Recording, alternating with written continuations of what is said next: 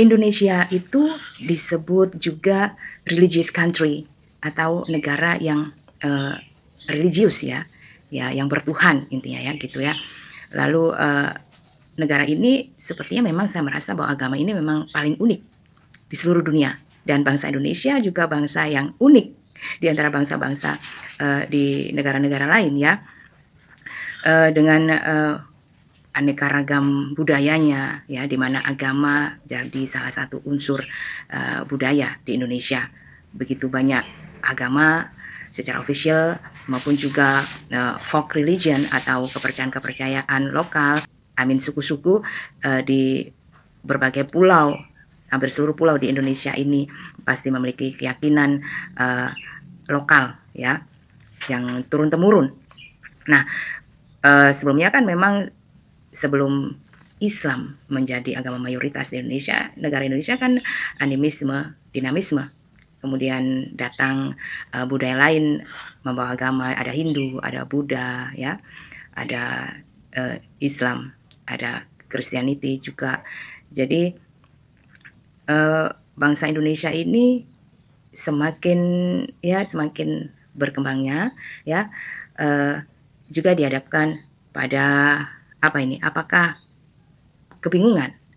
Ada sih, kebingungan untuk memeluk agama ya, memilih ya tepatnya memilih. Ini jadi saya juga pernah mengalami, fase seperti itu Saudara ya, terlahir muslim atau beragama Islam itu karena kan, kita kan sekolah ya, TK, SD, SMP, SMA, kuliah itu kan dapat pelajaran agama ya, sesuai agama yang dianutnya atau yang diturunkan oleh orang tua ya. Jadi seperti halnya nama jadinya kita tidak bisa memilih nama kita sendiri ketika lahir tentunya kan. Jadi, orang tua kita yang memberikan nama. Jadi seperti halnya agama yang dianut oleh orang tua kita dan orang tua menganut agama orang tuanya dan seterusnya ke atasnya, kepercayaan atau agama yang dianutnya itu akan, secara otomatis ya, menurun kepada anak-anaknya. Tapi semakin berkembangnya zaman, teknologi juga, semakin canggih, internet, jadi, ini juga memberikan kesempatan bagi, kita untuk mencari tahu pengajaran-pengajaran agama itu. Agama yang dijadikan, faith, keyakinan, itu kan sebenarnya tujuannya untuk mengatur manusia ini ya, untuk hidup beradab ya, berketuhanan. Jadi, wajar nggak sih dalam fase itu ada seseorang itu sebenarnya bukan, ingin mencari agama, apa sih yang cocok bagi dirinya ini ya, yang merasa cocok ya. Entah itu dipengaruhi oleh teman, dipengaruhi oleh lingkungan, atau karena memang dia mau belajar, mencari tahu, ajaran agama itu ya. Nah, saya juga ada pernah dalam fase saya nggak I was not sure ya, terhadap agama ya, yang saya peluk dari turun-temurun itu kan. Jadinya bahkan papa saya sendiri juga, statusnya agama Islam dari lahir, tapi kan, eee, dia mencari lagi, bukannya papa saya saja, banyak orang juga mencari lagi, ajaran-ajaran ya, yang dirasa ini cocok buat dia. Kalau papa saya dulu, mengikuti, kepercayaan kepribadian ya, yang saya baru tahu pun di zaman-zaman internet ini, saya cek di internet itu ajaran apa gitu ya. Sepertinya nothing wrong with it, jadinya, saya sendiri juga dulu diajari kecil ketika juga, bagaimana berdoa dengan tata cara seperti itu ya. Jadi juga karena keterbatasan dalam hal pengajar ya, itu ada sih di Indonesia mungkin sampai hari ini ya.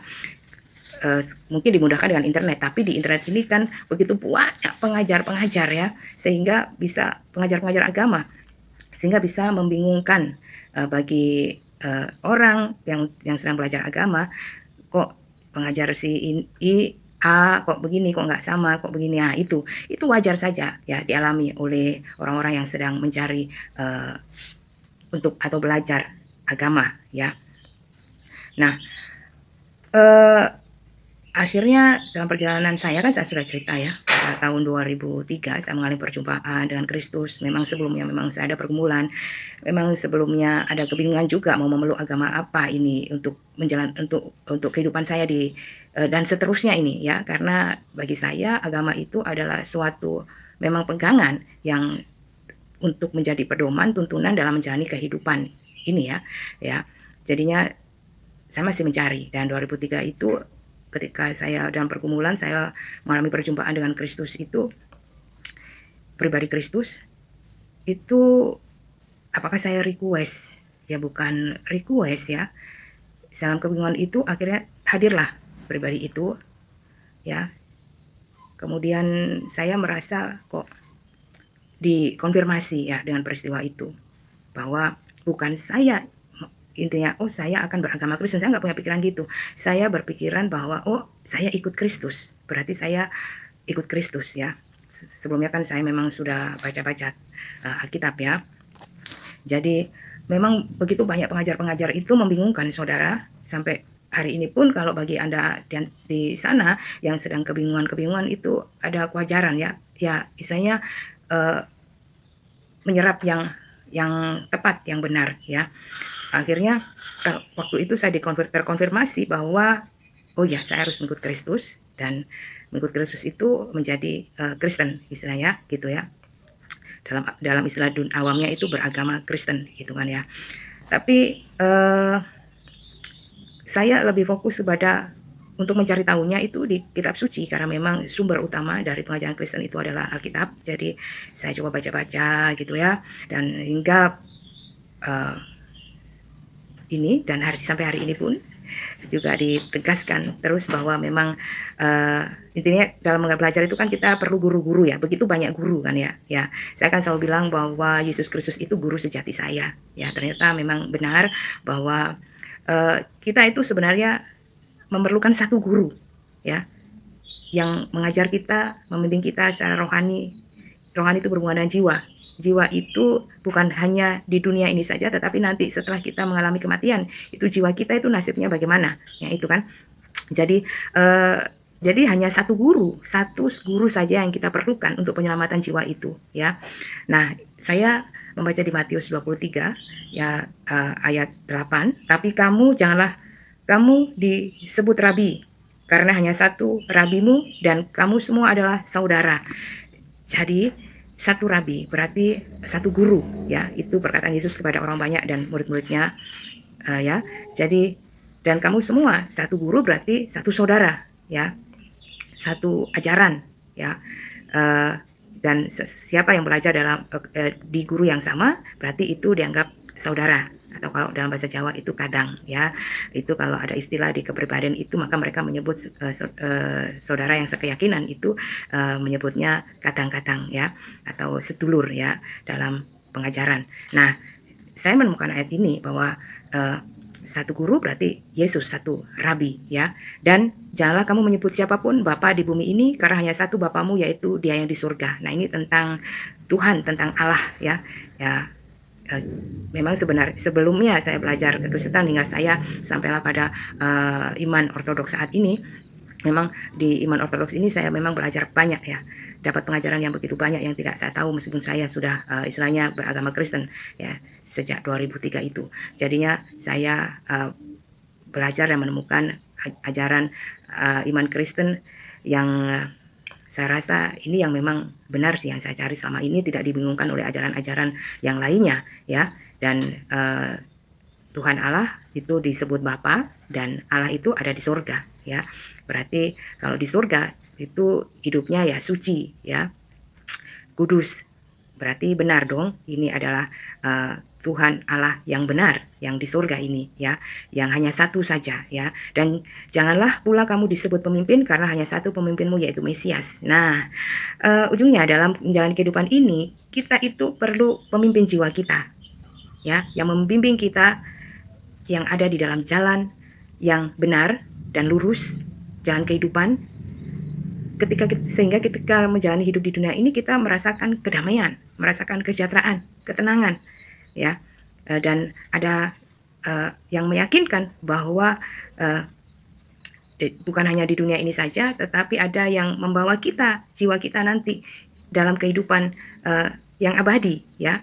Di dunia ini kan selalu kita mendengar bahwa tentang ada cinta abadi segala macam, ya, dan ada kehidupan yang abadi, ya, kehidupan akhirat, ya. Jadinya maka yaitu ini meneguhkan saya bahwa memang harus ada satu guru, satu bapa, satu pemimpin yang memimpin hidup saya, memimpin jiwa saya. Kalau ini orang tua kalau mengecewakan, suami mengecewakan, istri mengecewakan, saudara mengecewakan, orang-orang yang seharusnya dekat dengan Anda, atau teman sahabat Anda mengecewakan, bos Anda mengecewakan, atau pimpinan gereja, pimpinan atau guru-guru yang lain mengecewakan. Benarlah kata Yesus ini bahwa hanya satu guru saja, ya, satu bapa saja, satu pemimpin saja memimpin kita, sehingga kita tidak dibingungkan. Itulah sedikit dari pengalaman saya secara spiritual, bahwa memang Yesus Kristuslah yang tepat menjadi guru sejati saya, dan Bapa di surgalah yang tepat menjadi Tuhan Allah saya, ya, di dalam Yesus Kristus. Dan pengajaran-pengajaran iman Kristen yang tentang yang pusatnya adalah Yesus Kristus inilah yang bisa memberikan pengenalan tentang Tuhan Allah yang benar, yang sejati itu, yang tidak bisa dilihat itu, dengan kehadiran Yesus Kristus dalam hidup saya di tengah-tengah manusia ini, dan bahwa Yesus Kristus adalah hidup, ya, hidup kekal, dan Yesus Kristus bahkan berjanji menjaga kita, ya, hingga akhir zaman. Dan banyak sekali ajaran-ajaran Kristus yang meneguhkan iman saya bahwa ini sih guru yang saya cari selama ini. Inilah Yesus Kristus ini, guru hidup saya. Dan puji Tuhan, bagi Anda yang masih berproses, ya, Anda, ya, di luar sana masih bingung, bahkan ada yang ateis, bahkan ada yang agnostik, bahkan, ya, kita sebenarnya nggak mencari agama, kita mencari pribadi yang bisa diandalkan, ya, pribadi yang ilahi tentunya, bukan pribadi manusia, tetapi pribadi yang ilahi. Dan itu hanya saya temukan di dalam Yesus Kristus. Semoga Yesus Kristus, Tuhan dan Juru Selamat umat manusia, juga melawat saudara yang sedang dalam kebingungan mencari guru sejati.